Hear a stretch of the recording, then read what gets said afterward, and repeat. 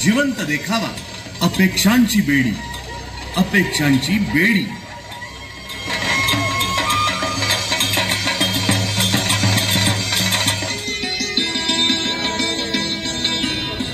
मंडळी नमस्कार नमस्कार नमस्कार. गोष्टीची सुरुवात होते त्याच्यापासून आणि तिच्यापासून. तो काय, तो अरे वा, ती पण आलीच की. त्याचं तिच्यावर प्रेम आहे, त्याला तिच्याशी लग्न करायचंय आणि आज तो तिला लग्नाची मागणी घालणार आहे. काय होईल पुढे बघा तुम्हीच. या फुलासारखी तू, काट्यासारखा मी, पण माझं आयुष्य तुझ्याशिवाय अधुरं आहे. लग्न करशील माझ्याशी? अरे वेडायस का? काही चुकलं का माझं? नाही नाही, पण काय आहे ना, आपलं लग्न नाही होऊ शकत. म्हणजे काय आहे ना, मी तुझ्याशी लग्न नाही करू शकत. का? काय प्रॉब्लेम आहे? अगं माझं प्रेम आहे तुझ्यावर आणि मी तुला खूप सुखात ठेवेन. अरे पण मी तुला माझा चांगला, मी कधीच तुझ्याकडे त्या नजरेनं पाहिलेलं नाही. हे बघ, लग्न प्रेम बघून नाही तर पॅकेज बघून करावं लागतं. मला 15 लाखाचं पॅकेज आहे, तुझं पॅकेज खाचं आहे. मला जर 15 लाखाचं पॅकेज असेल तर तुला कमीत कमी 20 लाखाचं पॅकेज तरी हवं ना. माझ्यापेक्षा कमी पॅकेज असलेलं कसं काय करू लग्न?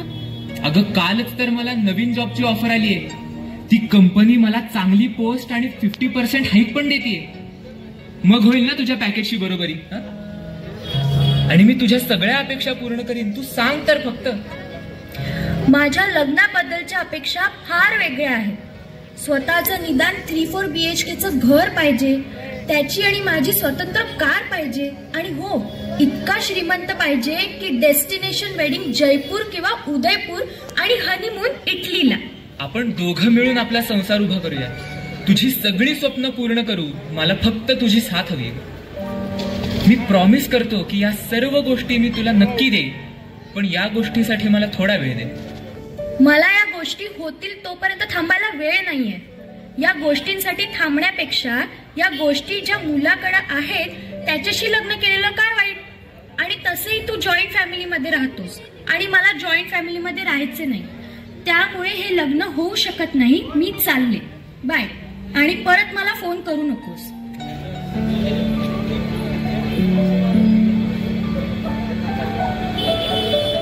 पाहिलत ना मंडळी, हे असे संवाद आपल्याला आजकाल घरोघरी ऐकायला मिळतात. काय करणार, आजकाल थोड्याफार फरकानं मुला मुलींच्या अपेक्षाही अशाच आहेत नाही का. पण त्यामुळे होतंय काय, जी मुलं स्वतःच्या पायावर उभं राहण्यासाठी आपली स्वप्न झगडतायत ना, त्यांना येत करिअर उभं करण्याच्या नादात लग्नाचं वय कधी समजतही नाही. अहो, त्या आपटेंना फोन केलात का? कोण आपटे? अहो, ते शुभमंगल ब्युरो वाले. पोरीचं नाव नोंदवायचंय ना. अरे बघूया ना, काय घाई आहे? काय घाई आहे? वय बघा, अजून किती घोडी झाल्यावर लग्न करायचंय. काय कटकट चालली आहे? ये मुली, मला सांग, तुला लग्न करायचंय की नाही, आणि तुला कसा मुलगा हवाय? करायचंय ना, पण मला अशा कोणत्याही ऍव्हरेज मुलाशी लग्न करायचं नाहीये. मला चांगला मुलगा हवाय. चांगला म्हणजे कसा? अहो बाबा, तुम्हाला एवढं माहित नाही का? चांगला म्हणजे श्रीमंत. मला लग्नानंतर कुठलेही कष्ट करायचे नाहीये. मला आरामाचं निवांत आयुष्य हवंय. हो, सलमान खानच थांबलाय हा हिच्यासाठी लग्नाचा. आमच्या काळात नव्हतं हे असं. 2 खोल्यात संसार सुरू केला आम्ही.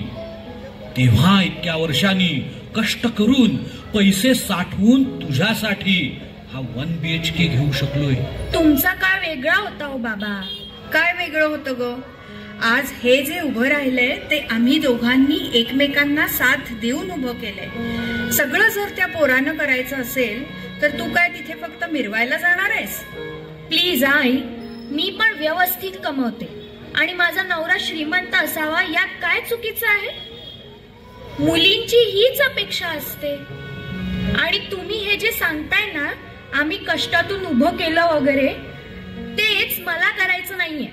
मला माझं आयुष्य छान निवांत आरामात जगायचंय ग. ते पैन पै साठवत बसा आणि ती काटकसर करत राहा, ते तसलं नकोय मला. अगं जग ना, नाही कोण म्हणतंय, पण नात्याची सुरुवात ही अशी पैशाच्या तराजूत तोलून करू नकोस. जरा नीट समंजसपणे विचार करून निर्णय घे, एवढंच आमचं म्हणणं आहे. अगं, संसार सोन्याच्या बांगड्यांवर नाही तर विश्वासाच्या बंधांवर उभा राहतो. मुली, तू कोणी मुलगा बघितलायस का लग्नासाठी? हो, आहे एक मुलगा. खूप श्रीमंत आहे, जमिनी आहेत, शेतीवाडी आहे, भरपूर पैसा आहे. ते सगळं ठीक आहे, पण तो कोण आहे, कसा आहे, काय करतो, शिक्षण किती झालंय त्याचं? त्याच्या वडिलांचे बिझनेस आहेत, कारखाने आहेत. आणि बाबा, एवढं सगळं असल्यावर काय गरज आहे शिक्षणाची? राणी बनून राहीन मी त्याच्या घरात, तुम्ही काही काळजी करू नका. अरे पण तो कोण आहे, भेटू दे तरी त्याला. उद्याच बोलवते त्याला लग्नाची प्राथमिक बोलणी करायला.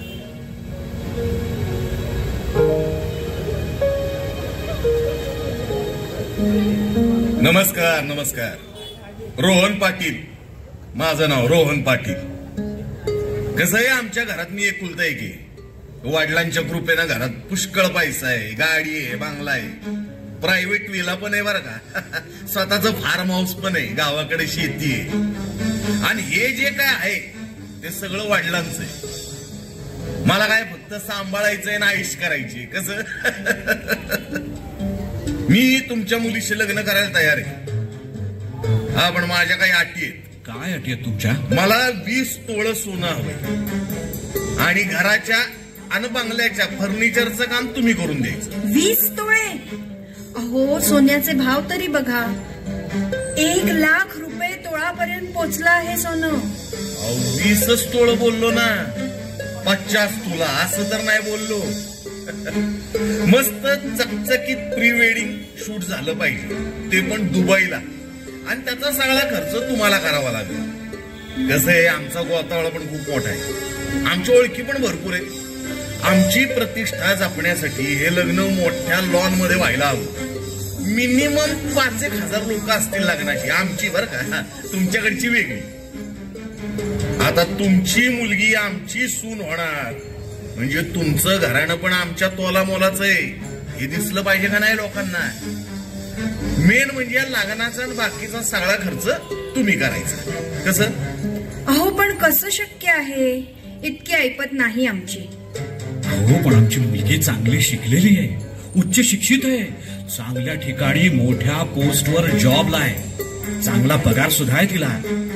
आता तिच्या शिक्षणाचा आणि पगाराचा आम्हाला काही उपयोग नाही.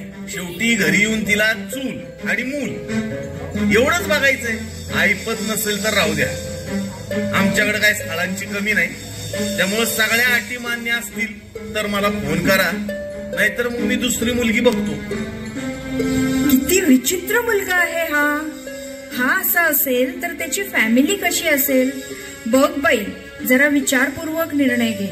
माझं ठरलंय, मी लग्न करेन तर याच मुलाशी. माझ्या सुखासाठी तुम्ही एवढं पण नाही करू शकत का? ठीक आहे, होऊ दे तुझ्या मनासारखं. काय करणार, प्रश्न मुलीच्या सुखाचा आहे तर करावंच लागेल ना. ये, थँक्यू सो मच बाबा.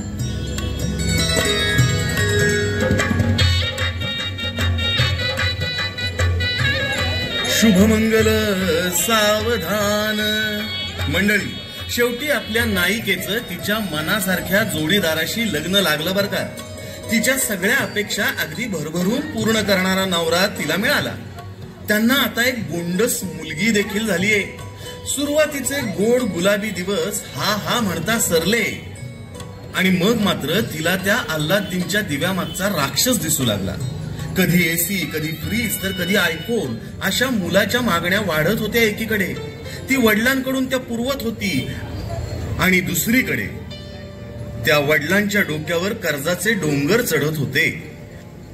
एवढं सगळं करूनही ते दोघं खरंच सुखी होते का? पैशानं सगळी सुख विकत घेता येत नाहीत हे तिला कळायला लागलं, पण तोपर्यंत फार उशीर झाला होता.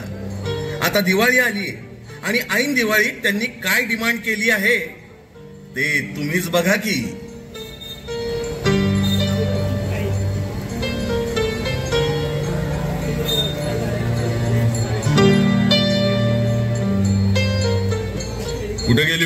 आईकडे जाऊन आले जरा. बाबांना बरं नाहीये. का? काय झालं? ताप आहे जरा कालपासून. काही दिलं का त्यांनी? नाही. का?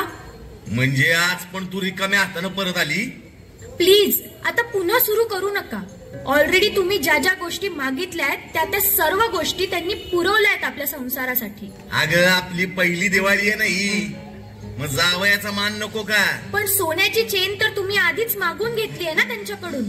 मग आता आणखी काय हवंय तुम्हाला त्यांच्याकडून? मला या दिवाळीमध्ये फॉर्च्युनर हवी आहे. फॉर्च्युनर? अहो काय वेड बीड लागलाय की काय तुम्हाला? आता ते तरी एवढे पैसे कुठून आणतील? ऑलरेडी माझ्या हट्टापायी त्यांनी ऐपत नसतानाही एवढं मोठं लग्न लावून दिलं. आपल्या आयुष्याची सगळी पुंजी खर्च करून त्यांनी तुमच्या मागण्या पूर्ण केल्या. आता कोणत्या तोंडाने त्यांच्याकडून फॉर्च्युनर गाडी मागू? ते मला काय माहिती नाही.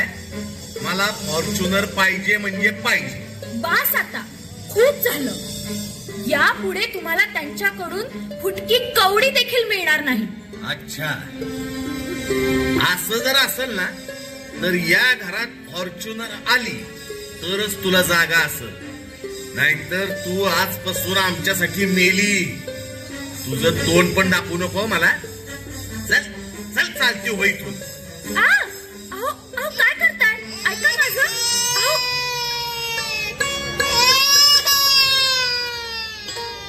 पाहिलं मंडळी, तिला अपेक्षा काय होती आणि काय मिळालं. त्या बिचाऱ्या मुलाचं प्रेम पैशासाठी लाथाडून हिनं या घरात संसार थाटला. पण आज त्याच पैशानं तिचा संसार गिळला हो. त्याच पैशानं तिच्या संसाराचा बळी गेला. नक्की बळी कोणाचा? बळी एका प्रेमाचा? बळी पालकांच्या कष्टांचा? की बळी आपल्या संस्काराचा? यात चूक फक्त मुलींची नसून मुलं सुद्धा तेवढीच कारणीभूत आहेत. मुलींच्या अपेक्षांच्या चौकटीत न बसणारा मुलगा आणि चौकटीच्या बाहेरील असलेल्या मुलांच्या अपेक्षा, याच गोष्टी सध्या कारणीभूत ठरतायत वाढत चाललेल्या घटस्फोटांना.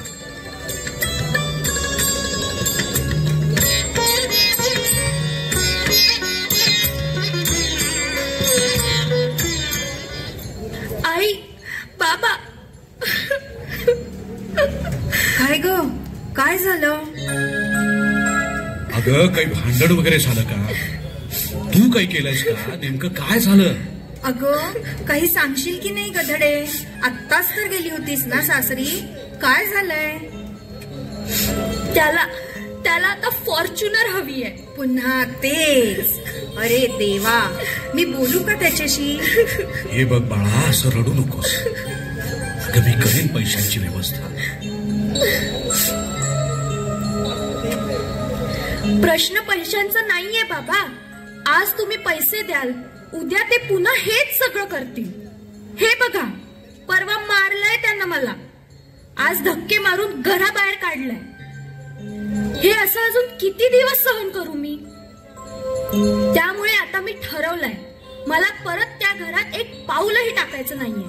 मी माझ्या मुलीला घेऊन कायमची तिथून निघून आलेली आहे. अगं वेडी आहेस का तू? अहो ऐकताय नाही काय म्हणते ते? आई, अगं ती माणसं नाहीयेत, सैतान आहेत, सैतान. पोलिसात दिलं पाहिजे असलांना. पोलिसात जाऊन काय होणार? आपलीच बदनामी. लेक सासर सोडून घरी आली आपली. कळतंय का? लोक काय म्हणतील आणि हा समाजाला काय उत्तर देऊ मी? अहो काय बोलताय बाबा तुम्ही? मी मुलगी आहे ना तुमची. मुलगी आहेस, पण त्याआधी तू त्यांची सून आहेस. तुझ्या इच्छेनुसार अगदी थाटामाटात लग्न लावून दिलंय आम्ही तुमचं. लग्न करायच्या आधी खूपदा या गोष्टी तुला समजून सांगितल्या होत्या, पण तू आमचं काहीही ऐकलं नाहीस. आता परत असले विषय काढू नकोस. आधीच यांची तब्येत खराब आहे, त्यात अजून टेन्शन देऊ नकोस. ते दारात पोलीस वगैरे आले तर गल्लीत तोंड दाखवायला जागा राहणार नाही आपल्याला. चला हो, तुम्ही पडा आत जा. चला.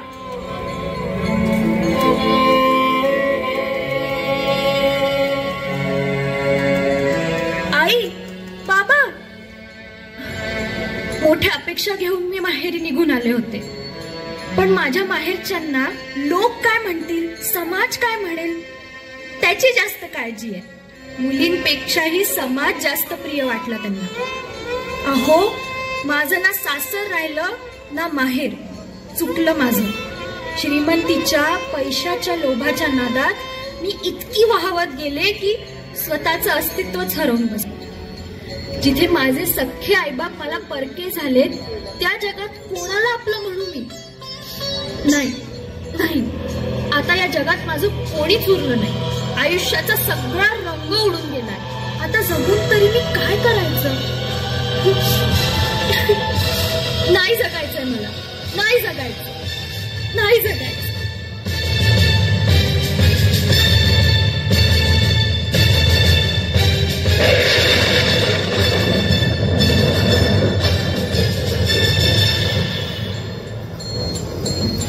थांब पोरी, काय करतीयस? जीव द्यायला निघालीस? मी सावित्रीबाई ज्योतिबा फुले.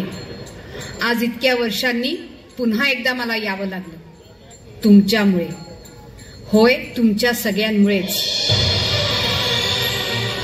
एका मुलीने आत्महत्या केली म्हणजे चूक तिचीच का?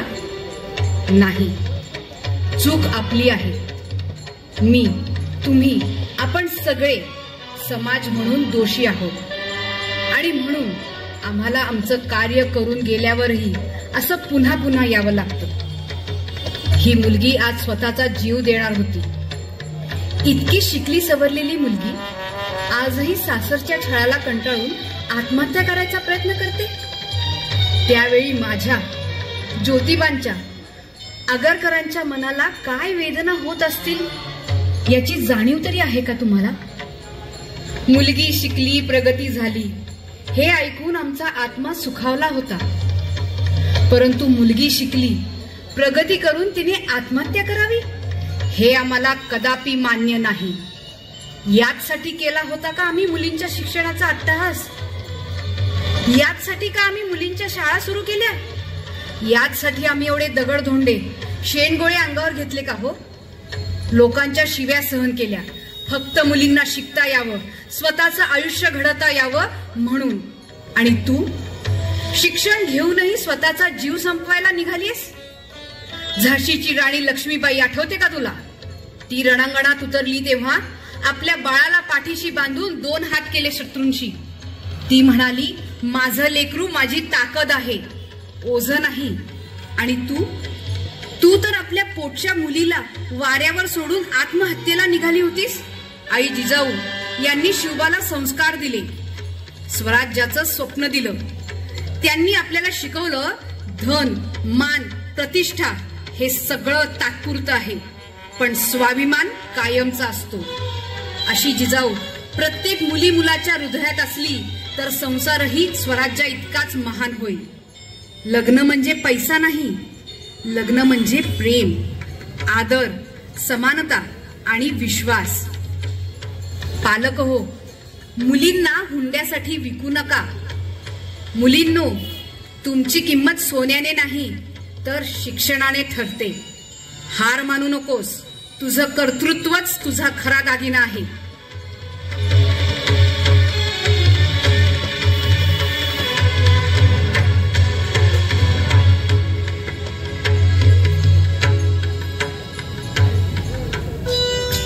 हुंड्याच्या वेदना अजूनही जगतो.